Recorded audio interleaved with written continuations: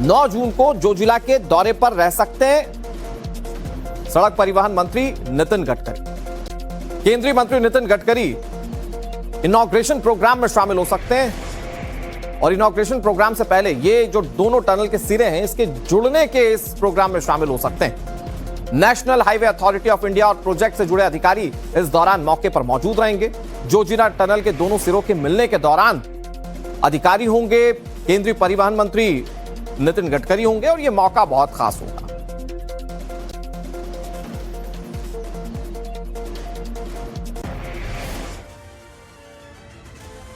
अब आपको बताते हैं कि कैसे भारतीय इंजीनियर्स ने हिमालय का सीना चीरकर यह रास्ता बनाया और इस टनल की खासियत क्या है, क्यों इसे इतिहास के पन्नों में जोड़कर देखा जा रहा है, उससे जोड़कर देखा जा रहा है। मैं आपको समझाता हूं। ये जो सुरंग मेरे पीछे आप देख रहे हैं इसकी कुल लंबाई जो है वो 13.15 किलोमीटर की। अप्रोच रोड, स्नो गैलरी जोड़ने पर टनल की कुल लंबाई 14.15 किलोमीटर की हो जाती है। सुरंग की चौड़ाई 9.5 मीटर की है, मतलब 9.5 मीटर चौड़ी ये सुरंग है। सुरंग की कुल ऊंचाई जो है वो तकरीबन 8 मीटर की है। समुद्र तल से सुरंग की ऊंचाई 11,578 फीट है और अगर इसको मीटर में आपको काउंट करना हो तो ये 3,528 मीटर समुद्र की ऊंचाई से ऊपर है। स्मार्ट तकनीक न्यू ऑस्ट्रियन टनलिंग मेथड से इसे तैयार किया गया है। स्मार्ट सुरक्षा बर्फबारी एवलॉन से बचाएगी, मतलब मौसम की मार इस टनल पर नहीं पड़ेगी। ये कवर सुरंगें स्पेशल स्नो गैलरी यहां पर बनाई गई हैं और इसकी वजह से ये जो सुरंग है ये पूरी तरह से सुरक्षित होगी। ऑल वेदर सुरंग इसे कहा जा रहा है। अब आपको बताते हैं कि जोजिला टनल के बनने के बाद जैसे ही ये शुरू होगी तो सफर कितना आसान हो जाएगा। मौजूदा वक्त में सोनमर्ग से द्रास जाना बहुत मुश्किल माना जाता है। खतरनाक जोजिला पास पार करना पड़ता है यात्रियों को। रास्ते बहुत तंग होते हैं, ट्रैफिक जबरदस्त होता है, मौसम कई बार खराब हो जाता है तो लोगों की मुश्किलें काफी ज्यादा बढ़ जाती हैं। ये जो दूरी है इसे तय करने में 3 से 3.5 घंटे का वक्त लगता है, कई बार 4 घंटे और कई बार उससे भी ज्यादा वक्त लग जाता है। सुरंग बनने के बाद सफर 30 से 45 मिनट का होकर रह जाएगा, मतलब मौसम पूरा साफ है, ट्रैफिक पूरा क्लियर है तो आधे घंटे में भी व्यक्ति जो सफर पूरा कर सकता है। बर्फबारी से रास्ता सर्दियों में 5 से 6 महीने के लिए बंद हो जाता है, लोग अटक जाते हैं, द्रास तक जा नहीं पाते हैं और यही वजह है कि टनल एक बड़ी सौगात मानी जा रही है वहां के लोगों के लिए। टनल बनने के बाद साल के 365 दिन और 24 घंटे ये टनल चालू रहेगी, मतलब लोग कभी भी यहां से आ जा सकते हैं। 12 महीने कनेक्टिविटी रहने से व्यापार में भी बढ़ोतरी होगी, जरूरी सामानों की सप्लाई बहुत आसान हो जाएगी। लद्दाख का टूरिज्म इससे काफी ज्यादा बढ़ेगा। रास्ता खुला रहने से सेना के लिए चीन और पाकिस्तान इन दोनों बॉर्डर तक पहुंच बहुत आसान हो जाएगी। भारतीय सेना के टैंक्स, हथियार और राशन पानी बहुत आसानी से इस जोजिला टनल से पास हो सकता है और बहुत सारी मुश्किलें इस जोजिला टनल से हल होने वाली। जोजिला टनल बनने के बाद न केवल टूरिज्म और कारोबार और सेना बल्कि सबसे बड़ा फायदा होगा बाबा बर्फानी के भक्तों। कैसे, अब मैं आपको यह समझाने की कोशिश करता हूं। अमरनाथ यात्रियों के लिए माना जा रहा है कि यह जोजिला टनल जो है यह बड़ी गेम चेंजर साबित होगी।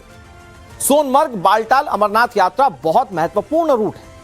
टनल का शुरुआती पॉइंट ठीक बालटाल के पास है। यात्रियों को खतरनाक रास्तों से पहले होकर गुजरना पड़ता था, लेकिन अब यह सुरक्षित टनल उन्हें मिलेगी। अब सीधे टनल के जरिए बेस कैंप तक यात्री पहुंच पाएंगे, श्रद्धालु पहुंच पाएंगे। बर्फबारी, बारिश, एवलॉन्च, अमरनाथ यात्रा अब इससे रुकने नहीं वाली है। टनल पूरी तरह से कवर्ड होगी, यात्रियों को कोई परेशानी नहीं होगी। यात्रा जैसा कि हमने पहले बताया कि जो पहले 3.5 घंटे में कवर होती थी अब वो मात्र 45 मिनट की रह जाएगी, तो लोग थकेंगे भी कम। आगे की पैदल यात्रा, पालकी यात्रा लोग बहुत आसानी से कर पाएंगे। यात्रा में मेडिकल इमरजेंसी के दौरान इस रास्ते से, इस टनल की वजह से अस्पताल पहुंचना आसान हो जाएगा। तो बहुत सारी समस्याओं का समाधान ये जोजिला टनल है और अमरनाथ यात्रा के जो श्रद्धालु हैं उनके लिए भी ये किसी सौगात से कम नहीं। इसका सपना कभी देखा गया था और इसे अब अंतिम रूप दिया जा रहा है। जरा सोचिए ना कि कितनी मेहनत की वहां पर श्रमिकों ने, कितनी मेहनत की वहां पर इंजीनियर्स ने, और ये जो सपना आंखों में लेकर वो चल रहे थे, तो सरकार ये टनल का ख्वाब देख रही थी, अब वो पूरा होने जा रहा है। अमरनाथ ही नहीं बल्कि कई दूसरी धार्मिक तीर्थ के लिए भी ये टनल बहुत महत्वपूर्ण है। ये अगर खुल जाएगी तो 12 महीने के लिए काम करेगी। कैसे, मैं आपको समझाता हूं। इस टनल से हिमालय के कई धार्मिक जगह और मठ जुड़ जाएंगे। महाभारत काल के द्रौपदी कुंड तक पहुंच इसी टनल की वजह से और आसान हो जाएगी। मान्यता यह है कि स्वर्ग जाते वक्त द्रौपदी ने यहां स्नान किया था। महाभारत काल की पवित्र द्रौपदी कुंड द्रास के ही पास है। जोजिला पास के पास बंद रहने से जोजिला पास बंद रहने से श्रद्धालु पहुंच नहीं पाते थे पहले। कारगिल में मूल बेख में भगवान बुद्ध की प्रतिमा है। यह चट्टान को काटकर बनाई गई विशाल प्राचीन मूर्ति है। सुरु घाटी के धार्मिक स्थलों तक पहुंच अब 12 महीने रहेगी। लेह और लद्दाख में प्रसिद्ध मठ सर्दियों में भी खुल सकेंगे। हेमिस मठ, थिक्से मठ, अलची मठ, ये वो मठ है। इस जोजिला टनल की वजह से इन मठों तक पहुंच आसान हो जाएगी। पहले सर्दियों में केवल हवाई मार्ग एकमात्र जरिया हुआ करता था, नहीं तो सर्दियों में लोग मानते थे सड़क से जाना ही नहीं, लेकिन अब यह सड़क मार्ग खुल जाएगा। अमरनाथ यात्रियों के लिए सुविधा बढ़ाने का काम लगातार जारी, जैसा कि मैं आपको बता चुका हूं। शेषनाग टनल, चंदनबाड़ी, संगम मार्ग, इन पर भी काम चल रहा है। यह पहलगाम वाले पारंपरिक रूट को सदाबहार बना देगा। तो यह टनल कैसे कई विशेषताओं को समेटे हुए मैं आपको लगातार बताऊं। बीते 12 सालों में भारत ने टनल के क्षेत्र में एक बहुत बड़ी क्रांति हासिल की। अगर हम 2014 से अब तक के बीच टनल पर हुए काम पर नजर डालें तो बड़े प्रोजेक्ट्स हमारे सामने आते हैं। तो वो टनल कौन कौन से हैं मैं आपको जरा समझाने की कोशिश करता हूं। उसमें सबसे पहले अटल टनल। अटल टनल टनल के मामले में भारत के लिहाज से एक बड़ी क्रांति। इसकी लंबाई तकरीबन 9 किलोमीटर से ज्यादा की है। मनाली से लेह राजमार्ग ये टनल जो है अटल टनल ये जोड़ती है। फिर इसके बाद डॉक्टर श्यामा प्रसाद मुखर्जी टनल, इसकी लंबाई 9.28 किलोमीटर की है। चेनानी से नाशरी तक ये जम्मू कश्मीर का इलाका है, ये इसे आपस में जोड़ती है।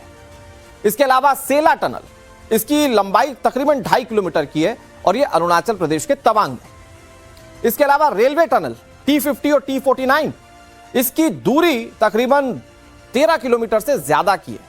उधमपुर, श्रीनगर, बारामूला लिंक ये रेलवे ट्रैक माना जाता है।